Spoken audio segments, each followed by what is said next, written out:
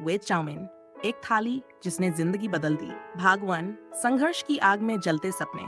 पायल एक छोटे से गांव की लड़की जिसके सपने बहुत बड़े थे लेकिन हालात सीमित। उसके पिता एक हलवाई की दुकान चलाते थे और माँ कपड़े सिलकर घर का खर्च चलाती थी। पायल पढ़ाई में बहुत अच्छी थी लेकिन डॉक्टर बनने का उसका सपना पैसों की कमी के कारण अधूरा ही रह गया। गांव में किसी ने भी चाउमीन का नाम तक नहीं सुना था।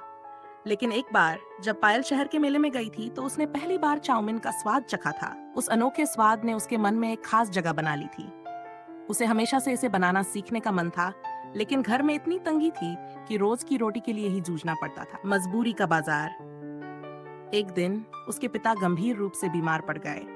पूरा घर चलाने की जिम्मेदारी उसकी माँ के कंधों पर आ गई। कपड़े सिलने से मुश्किल से घर का खर्च निकलता था, ऊपर से दवाइयों का भारी खर्च। पायल जानती थी कि उसे कुछ करना होगा, लेकिन क्या? जवाब उसे तब मिला जब उसने पास के कस्बे में एक ठेले पर चाउमीन बनते देखी। अगर ये आदमी चाउमीन बेचकर कमा सकता है तो मैं क्यों नहीं, उसने सोचा। लेकिन गांव में लड़कियों के काम करने को बुरा माना जाता था। लड़कियों को घर पर रहना चाहिए, चौक चौबारे पर काम करना लड़कों का काम है। ऐसी बातें हर रोज उसके कानों में पड़ती। उसकी माँ भी घबरा गई। लोग क्या कहेंगे बेटा? लेकिन पायल का इरादा पक्का था। पहली प्लेट चाउमीन उसने अपनी माँ से थोड़े पैसे उधार लिए और गांव के बस स्टैंड के पास एक पुराना लकड़ी का ठेला जमा लिया। पुराने ठेले को उसने खुद अपने हाथों से रंगा और सजाया।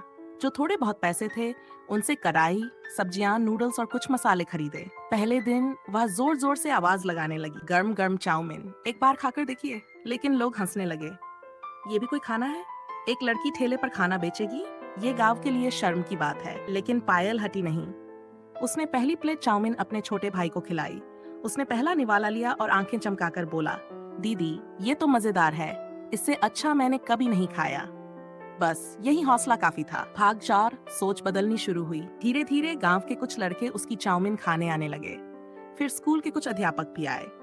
पायल, ये तो किसी होटल जैसी लगती है, तुम्हें इसमें हुनर है। धीरे धीरे पूरे गांव में उसकी चर्चा होने लगी। जो लोग पहले हंसते थे वही अब उसकी दुकान पर चाउमीन खाने आने लगे। लेकिन जहां सफलता होती है वहां दुश्मन भी बनते हैं। चुनौतियां और हिम्मत। गांव के कुछ दुकानदारों को उसका काम पसंद नहीं आया। उन्हें लगा कि उनकी बिक्री कम हो जाएगी। उन्होंने उसे धमकाया, अपना ठेला हटा ले वरना अंजाम अच्छा नहीं होगा। एक रात किसी ने आकर उसका ठेला तोड़ दिया और सारा सामान फेंक दिया। उसकी माँ रो पड़ी, छोड़ दे बेटा, ये दुनिया तुझे कभी चैन से काम नहीं करने देगी। लेकिन पायल झुकी नहीं। वह सीधे गांव के मुखिया के पास गई और बोली, अगर आपने मुझे रोकने की कोशिश की तो मैं मीडिया तक जाऊंगी। हर लड़की को अपने सपने पूरे करने का हक है। मुखिया को मजबूरन उसकी बात माननी पड़ी। और फिर जो हुआ वो एक चमत्कार से कम नहीं था। भाग 6, सफलता की महक। पायल की चाउमीन गांव के बाहर तक मशहूर होने लगी। लोग दूर दूर से उसे चखने आने लगे। बिक्री इतनी बढ़ गई कि उसे 2 सहायक रखने पड़े। एक दिन एक बड़े होटल का मालिक उसकी चाउमीन चखने आया। वह इतना प्रभावित हुआ कि उसने पायल को अपने होटल में काम करने का प्रस्ताव दिया। लेकिन पायल ने मना कर दिया। मैं खुद का कुछ बनाना चाहती हूँ, उसने जवाब दिया।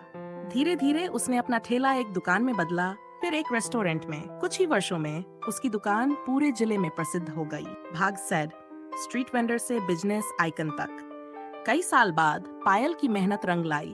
उसने अपना खुद का ब्रांड पायल स्पेशल चाउमीन शुरू किया, जो पूरे देश में मशहूर हो गया। वह न केवल खुद आगे बढ़ी, बल्कि उसने कई गरीब महिलाओं को भी रोजगार दिया।